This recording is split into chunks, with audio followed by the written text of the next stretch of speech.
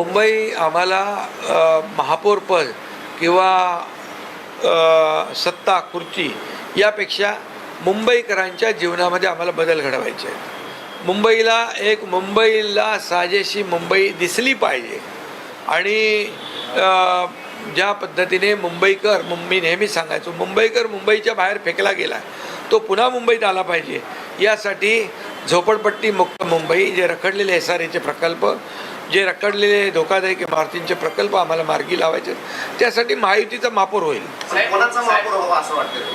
महायुतीचा महापौर व्हावा. 3 दशकापासून मुंबईमध्ये शिवसेनेचा महापौर आहे. बाळासाहेबांचा यंदा 100वा जन्मशताब्दी देखील आहे, त्यामुळे अनेक शिवसैनिकांची मागणी देखील आहे की शिवसेनेचा महापौर बसावा.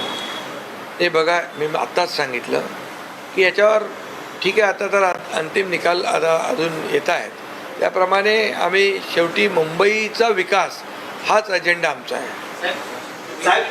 बोलत असतात तरी राज ठाकरेंचं जे मराठी काळ एक भावनिक आवाहन कुठेतरी त्याचा फायदा उद्धव ठाकरेंना झाला असं एकंदरीत चित्र महाराष्ट्रात मुंबईत तरी दिसत आहे. जे आकडे अपेक्षित होते त्यापेक्षाही जास्त आकडे आता ठाकरे बंधूंचे येताना दिसत आहेत.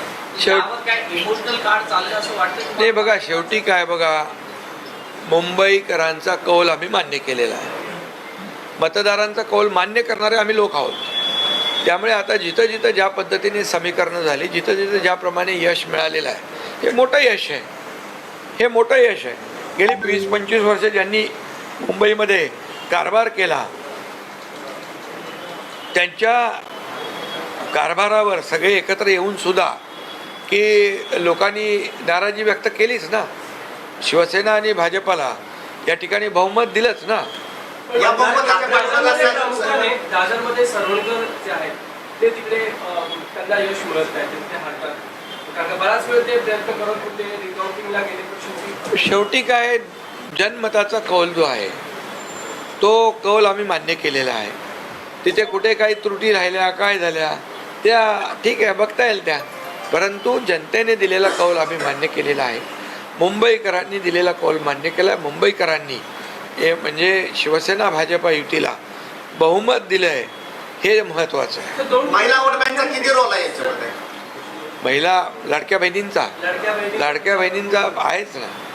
त्यामुळे लाडक्या बहिणींचं योगदान आहेच. लाडक्या बहिणी कधी विसरणार नाहीत.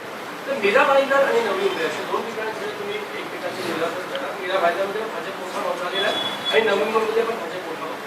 तिकडे काय परिस्थिती, काय ठरवलं? अजून काय ठरवलं? अजून तर निकाल येत आहेत.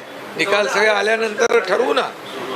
एवढे अजून मतमोजणी सुरू आहे, सगळं आहे. युती करा ते अजून तर ते सगळे निकाल तर येऊ द्या. ठाकरे बंधूंनी जर तुम्हाला सोबत घेतलं तर तुम्ही सत्तेत जाणार? नाही, आमचा बघा अजेंडा साफ आहे, स्वच्छ आहे.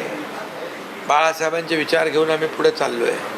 त्यामुळे शिवसेना भाजपा युती आमची आताची नाही आहे आणि त्यामुळे आमची विचारधारा एक आहे आणि विचारधारेबरोबर कधी तडजोड होणार नाही.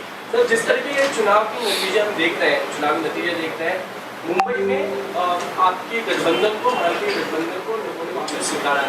ठाकरे बंधु के जो मराठी कार्ड उन्होंने स्वीकारा नहीं. आप बार बार कहते हैं मराठी भी होगा और हिंदू भी महापौर होगा, क्या उसको लोगों ने एक्सेप्ट कर लिया? देखिए, मुंबई वासियों को मैं धन्यवाद देना चाहता हूँ. मुंबई वासियों ने ये परफॉर्मेंस जिन्होंने अच्छा काम किया, मुंबई वासियों ने डेवलपमेंट को स्वीकारा है और एंटी डेवलपमेंट को नकारा है. ये साफ जाहिर है. और हमारा मुद्दा चुनाव का डेवलपमेंट था और उनका इमोशनल मुद्दे पर वो चुनाव लड़ रहे थे. लेकिन जनता ने डेवलपमेंट के मुद्दे को स्वीकार किया है. लोग डेवलपमेंट चाहते हैं और 3.5 साल से मैं CM मुख्यमंत्री था तब 2.5 साल, अभी देवेंद्र जी मुख्यमंत्री है वो 1 साल, ऐसे 3.5 साल में जो मुंबई के लिए काम हुआ है, रोड का कॉन्क्रीटाइजेशन हो, सीवरेज ट्रीटमेंट प्लांट हो, हेल्थ फैसिलिटी हो, मेट्रो का काम हो, कारशेड का काम हो, अटल सेतु हो, कोस्टल रोड हो, ये जो दिखाई पड़ रहा है और लोगों को विश्वास हो गया कि ये काम करने वाले लोग हैं और काम करने वाले लोगों को ही सपोर्ट मुंबई वासियों ने किया है.